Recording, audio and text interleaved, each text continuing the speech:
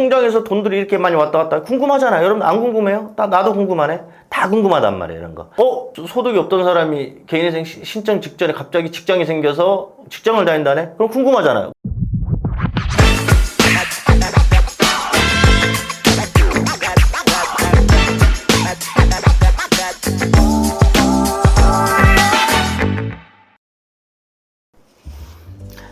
예, 여러분들 이번 시간 개인회생 이거 못하면 기각이라는 제목을 가지고 말씀드릴게요. 기각 이러니까 겁나시잖아요. 근데 여러분 실은 개인회생은 그렇게 기각이 많이 일어나진 않아요. 많이 일어나지 않는데 어떤 개인회생도 전국적으로 20에서 30%의 기각은 발생합니다. 여러 가지 사유로. 자, 여러분들 개인회생법에 보면 개인회생 신청이 성실하지 아니한 자는 기각할 수 있다. 다만 재판부의 재량으로 개인회생을 수행시키게 할 수 있다. 이런 규정이 있습니다. 신청이 성실하지 아니한 자. 이 신청이 성실하지 아니한 것은 여러 가지로 해석이 되는데 그 중에서 법원의 보정명령이 굉장히 중요합니다. 개인회생은 전반적으로 내가 한 달에 변제금 얼마씩 내는 이것보다도 그 전에 개인회생을 인가까지 받으시려면 중요한 게 뭐냐면 보정명령을 여러분들이 잘 이행하셔야 됩니다. 보정명령이 뭐냐면 법원에서 궁금해하는 것들이에요. 신청 채무자가 내 소득으로는 내 채무를 감당할 수 없습니다. 그래서 법원에 신청을 합니다. 신청을 해서 통장이라든지 계좌내 여러 가지 신청 서류들 봤더니 이제 법원이 궁금한 것들이 생겨요. 이건 뭐야? 이건 뭐야? 보정 명령을 내립니다. 보정 공고가 있고 보정 명령이 있는데 이런 거 여러분들 전문적인 이런 것까지는 여러분들 구분하실 필요는 없고 어떤 보정을 하라고 합니다. 그러면 신청 채무자 및 거기에 위임을 받은 사무실은 이 보정 명령이든 공고든 잘 응해야 됩니다. 근데 문제되는 것들, 자, 첫 번째 최근 대출입니다. 최근 대출은 보통 6개월에서 1년 사이에 내가 발생시킬 채무를 말씀을 하거든요, 보통. 근데 이거는 법원마다 여러분들 달라요. 최근 대출 6개월치 여기에 대해서 어디에 사용되는지 소명하시오. 1년치 어디에 사용되는지 소명하시오. 근데 이게 소명이 잘 돼야 됩니다. 그 이유가 뭐냐면 여러분들 내가 6개월 전에 어떤 사람이 3천만 원의 어떤 은행에 최근 대출을 받았단 말이에요. 근데 어디다 썼는지 소명이 안 돼. 그럼 조금 극단적인 예를 들까요? 2개월 전에 1,000만 원의 은행에 대출을 받았어요. 근데 어디다 사용했어? 이렇게 법원에서 궁금할 거 아니에요? 아니 2개월 전에 1,000만 원 빌려놓고 개인회생 신청했는데 법원은 어디서 봐? 그럼 이 1,000만 원 어디 갔어? 당연히 궁금하죠. 그래서 물어봐. 근데 소명이 안 돼. 그러면 기각하는 경우도 있습니다. 만약에 5천만 원 대출했어. 2개월 전에. 근데 어디다 사용했는데 소명이 안 돼. 누가 봐도 대출 받았는데 소명이 안 돼. 그러면 어떻게 되겠어요? 법원은 이거 고의적으로 이거 개인회생을 남용하는 사람이구나. 내 보정명령에 응하지 않아? 너는 기각. 이렇게 나올 수 있어요. 다만 보통 개인회생은 기각보다는 어떻게 해서든 좀 어려운 사람들 도와주기 위해서 이런 경우로 갑니다. 액수가 그렇게 고액이 아닌 이상은 너가 소명하지 못한 돈을 너 개인 재산으로 잡아. 그러면은 개인회생은 내 개인 재산보다는 많이 갚아야 되거든요. 그러면은 내가 한 달에 갚는 변제금이 올라가게 이렇게 만들어냅니다. 그래서 보정명령 고액의 경우 최근 대출은 기각이 나올 수 있습니다. 두 번째, 최근 카드 사용 내역입니다. 이것도 중요하죠. 개인회생 신청 전에 여러분들 3개월 내에 4개월 5개월 내에 봤더니 수백만 원짜리 무슨 고가 명품을 사고 여행사에 수백만 원짜리 결제가 이루어지고 수백만 원짜리 막 이런 고가의 신용카드 내역 이런 것들이 사용이 돼. 너 이거 어떤 이유로 이렇게 사용했어? 이렇게 이제 법원은 물어볼 거 아니에요?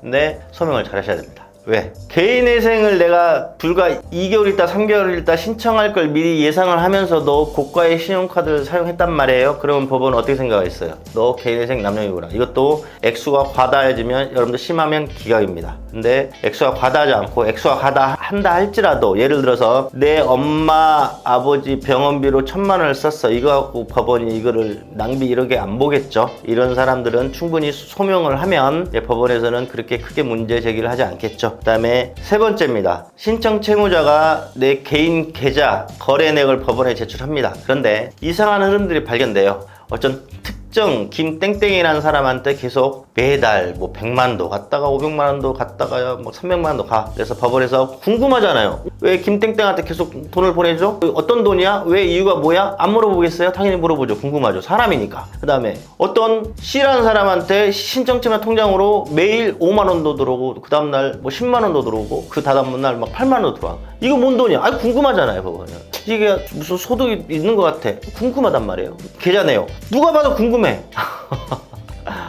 계좌 내역 봤더니 어디 갑자기 이상하게 A, B, C 세 명의 돈이 주고받고 또 이상한 흐름이 포착이 돼. 계좌내역에 봤더니 어떤 특정 어린아이한테 계속해서 큰 목돈이 들어가. 그러니까 물론 어린아이 용돈 줄 수 있죠. 내가 내 아이한테 뭐 한 달에 뭐 몇만 원, 몇십만 원 주는 건 뭐라 안 하겠지만 어린아이한테 매달 막 몇백만 원씩 계속 막 입금되는 내역도 있단 말이에요. 그러면 궁금해, 법원은. 소명해. 보정하란 말이야.